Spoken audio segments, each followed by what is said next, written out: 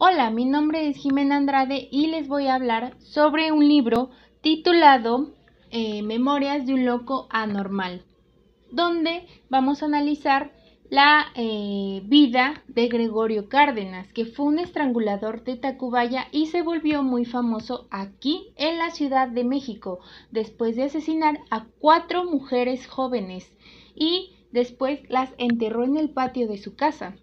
Fue juzgado como un enfermo mental y confinado en el Hospital de la Castañeda.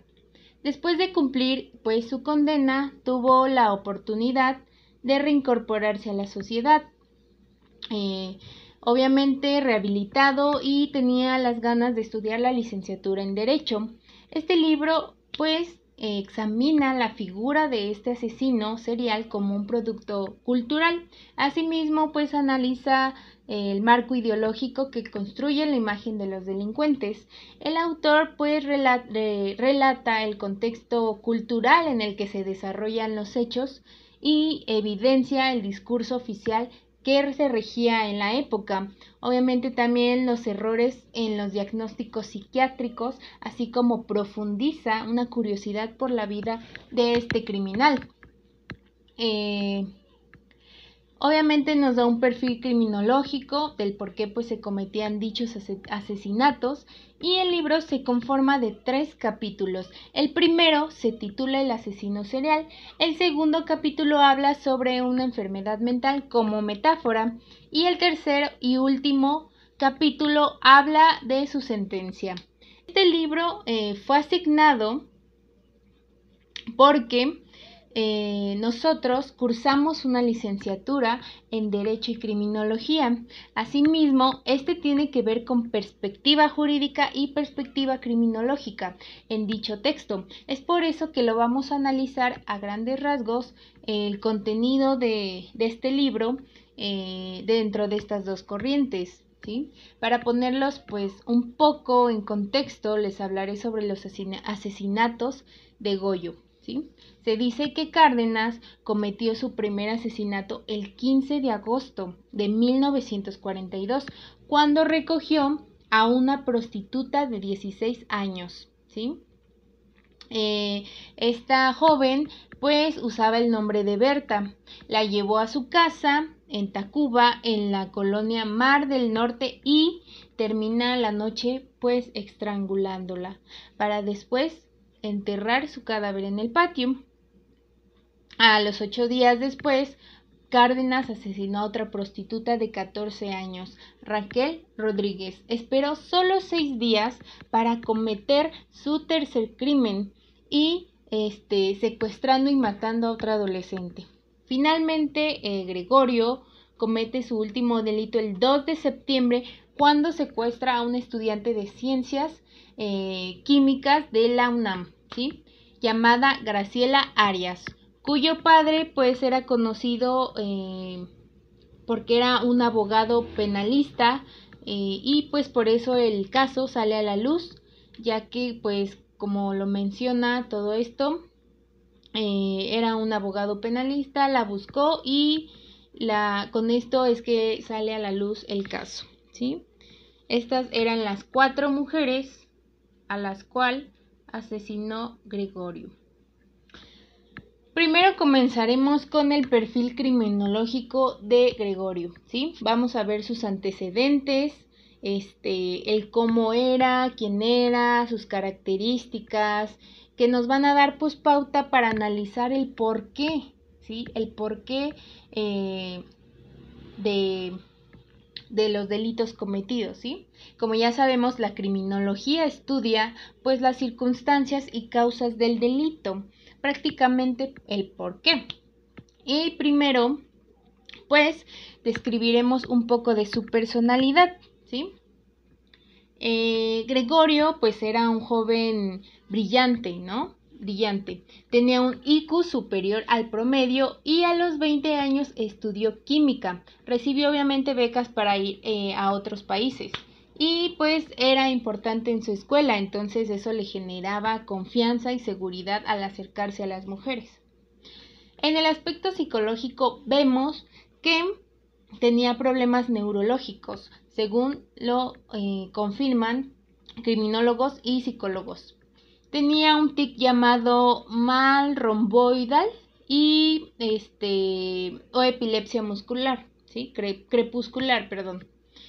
En cuestiones familiares, vemos que su mamá pues tenía un carácter muy dominante hacia él, ¿sí? Incluso un psicólogo determina que por eso pudo haberse ocasionado los desvíos desde esta pues, perspectiva, ¿no? Obviamente también nos dice que la abuela tenía un carácter o una personalidad muy explosiva. El homicida también pues tuvo signos patógenos, probablemente pues hereditarios, pues su padre tuvo jaquecas hasta los 31 años. Su modus operandi, vemos que pues las mujeres que mató eran prostitutas, una pues era estudiante y que eran menores de edad, las 4. Vemos también otra característica de su modus operandi, que las estrangulaba. Obviamente a una la mató a golpes, a otra la asfixió, y entre otras cuestiones que nos menciona también el libro, pero no vamos a entrar en contexto. También pues a las 4 las enterraba en su patio. Y bueno, el diagnóstico final sobre la psicología de Cárdenas Hernández, realizada por el doctor Quirós Cuarón,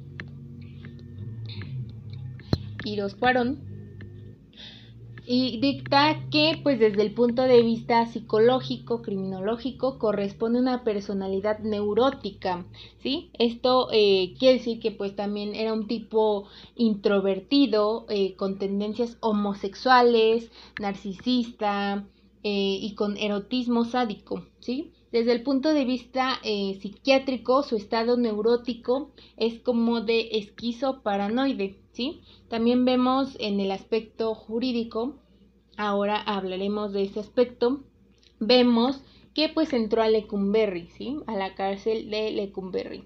Pasa 34 años pues encerrado en esta prisión y, ¿sí? 34 años en esta prisión de Lecumberri y 5 años la pasa en el manicomio La Castañeda, ¿sí?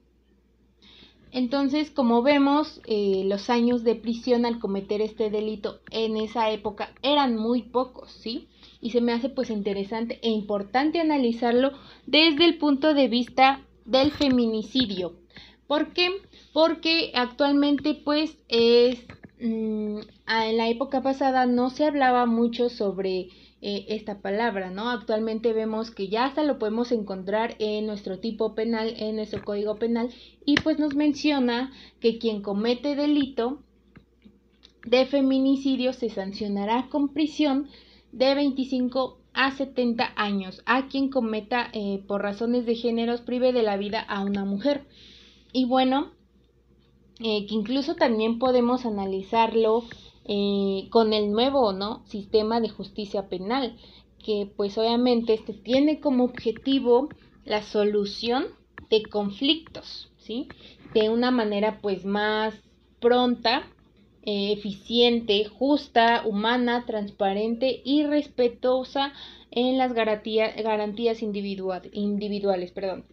En conclusión, pues podemos decir que fue un caso también de reintegración, ¿no?, a la sociedad, donde pues logró readaptarse a ella y que incluso terminar una carrera de derecho en la UNAM.